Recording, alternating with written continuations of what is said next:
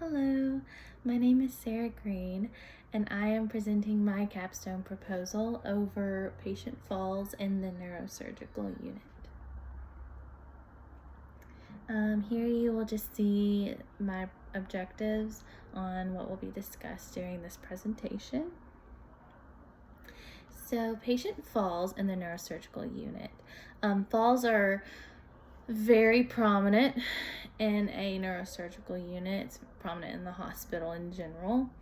In 2020 alone, there were over 3,765 hospital falls that were reported, resulting in injury or death. And from 2021 to 2022, there was a 21% increase in falls.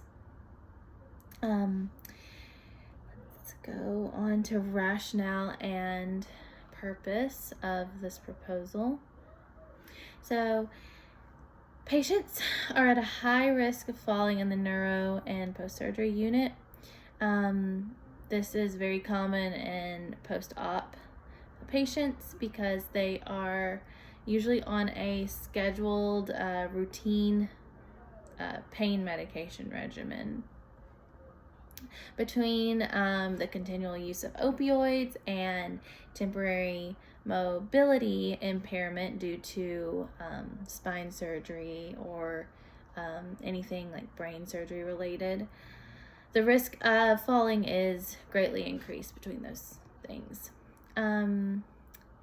So one of the things that's important that we're going to cover is the importance of nurses knowing the risks and also knowing how to educate patients on the risks of falling.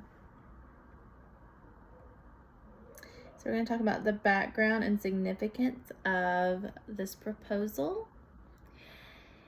So all falls are 100% preventable in the hospital. On a neuro floor, many patients have factors that can contribute to high risk for falling, like we discussed earlier, such as altered mental status, hemiparesis, hemiplegia, or sedative effects that come with taking lots of pain medications.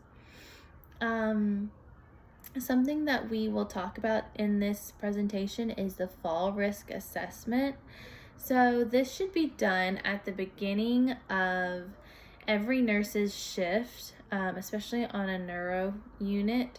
Fall risk assessment can identify the patient's baseline and can also identify things that the patient may need, like adaptive equipment, things that they may have used at home, a walker, a cane, crutches, anything like that, so that we know how to prioritize this patient's care.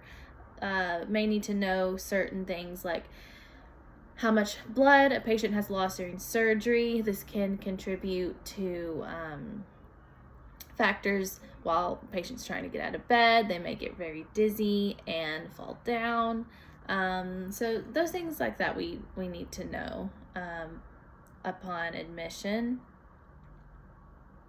So having a comprehensive understanding of a patient's condition will help us identify their limitations, which will help us not let them fall in the long run.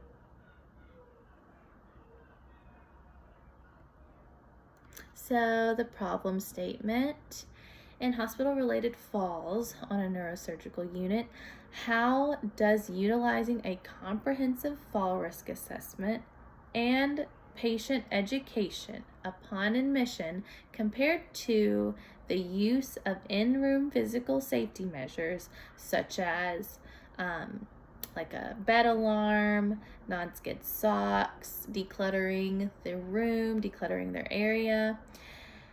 How does the use of in-room physical safety measures affect the decrease of hospital-related falls?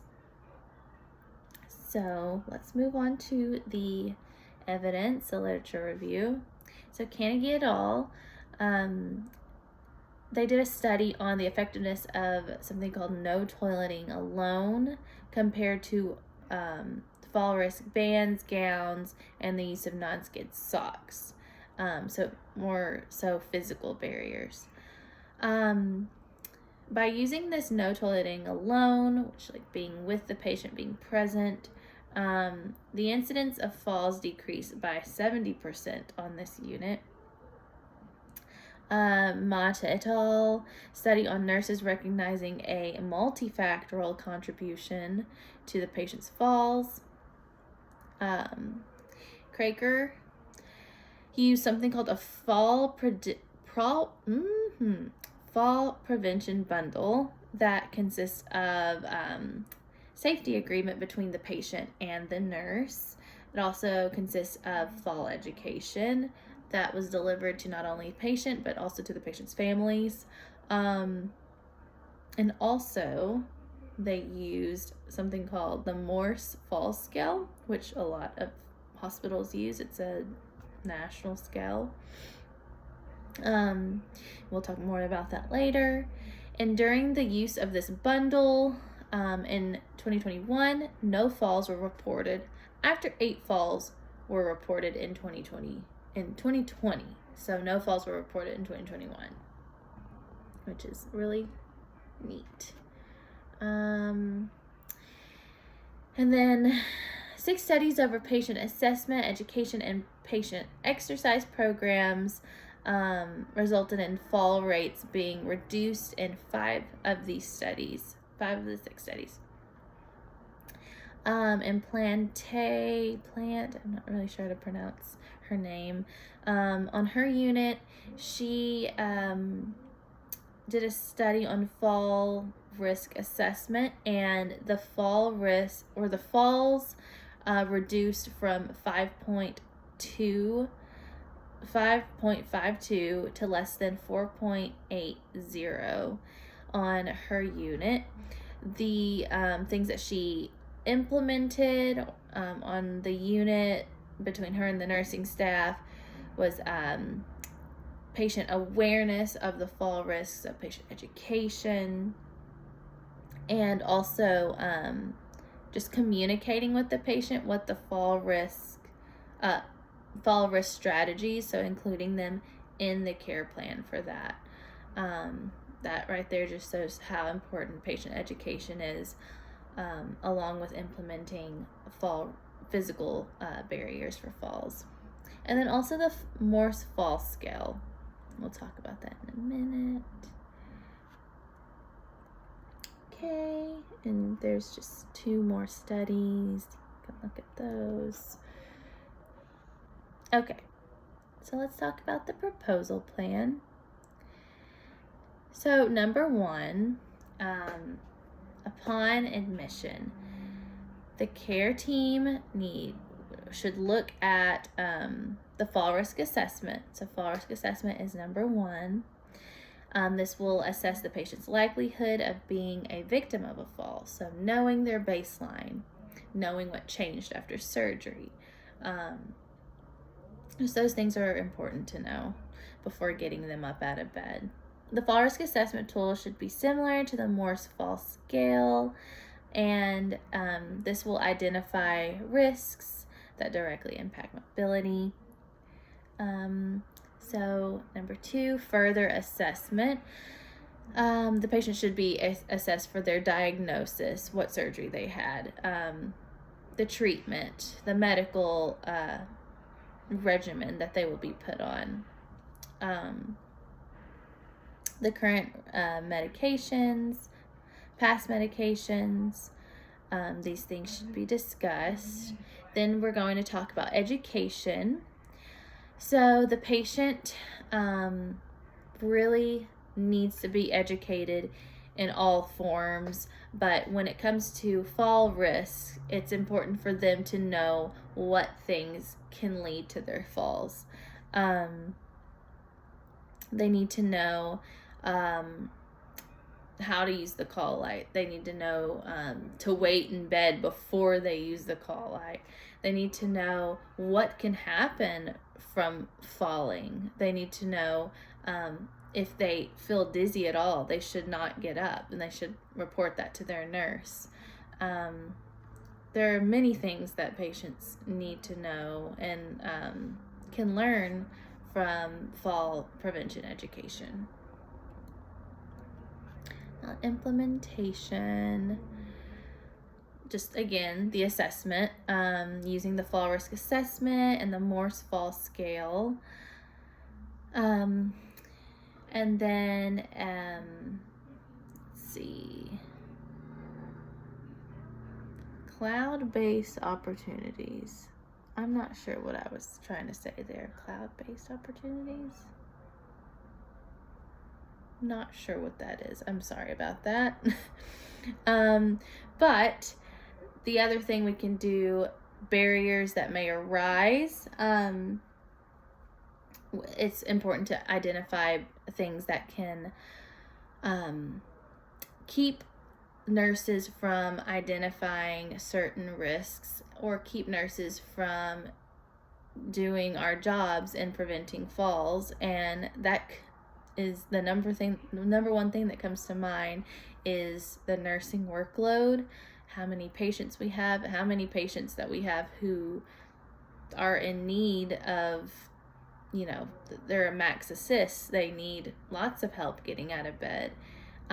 Patients who are cognitively impaired, they're confused, they're coming out of surgery with a lot of pain medications, or they're just confused from baseline, or they're confused after their diagnosis, after what happened to them. And so it's just important to know the barriers and what we can do to move around those barriers.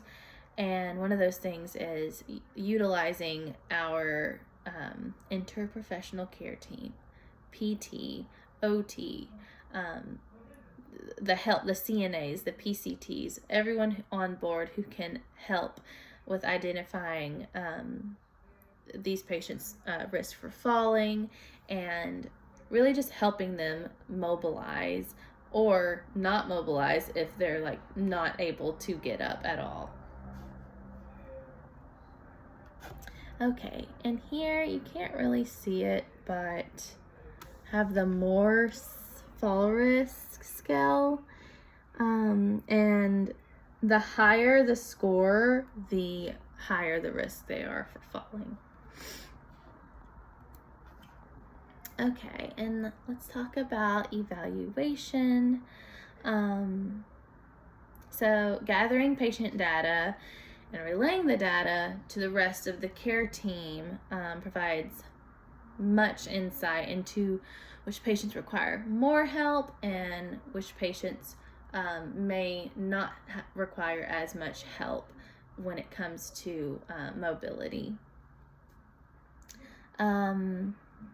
So to evaluate the effectiveness of the approach of a fall risk assessment on a unit, we can use the HCA-HPS survey, which just basically is a survey that measures how the patient directly, they'll fill that out, how they felt about their hospital stay and if their needs were being met, and if they felt like there was safety measures being in place for them specifically. You can also use the framework for program evaluation, which will be a guide to assess the staff's performance in preventing falls and the fall risk assessment. Okay. So the American Association of Neuroscience and Nurses, this organization helps, it's like an educational organization that helps nurses, especially in neuro, grow their knowledge and practice, identify and incorporate the latest developments that they can use on their floor. There are also courses that are available that can help nurses better their assessment skills and introduce new technology. So patient falls, like I said earlier, 100% preventable. And it can be difficult. It can be really hard to catch a patient before they fall, especially if we don't know a whole lot about that patient, and if the patient doesn't know anything about fall risk safety. And so just getting that fall risk assessment upon admission is so important, and then educating that patient in the best that we can and making sure that they know how to prevent falls. It's very important. And so when patients are allowed to make informed decisions with their own health, knowing the risks, knowing how to take care of themselves while they're in the hospital, while being cared for simultaneously, outcomes will often be better because of that. Thank you.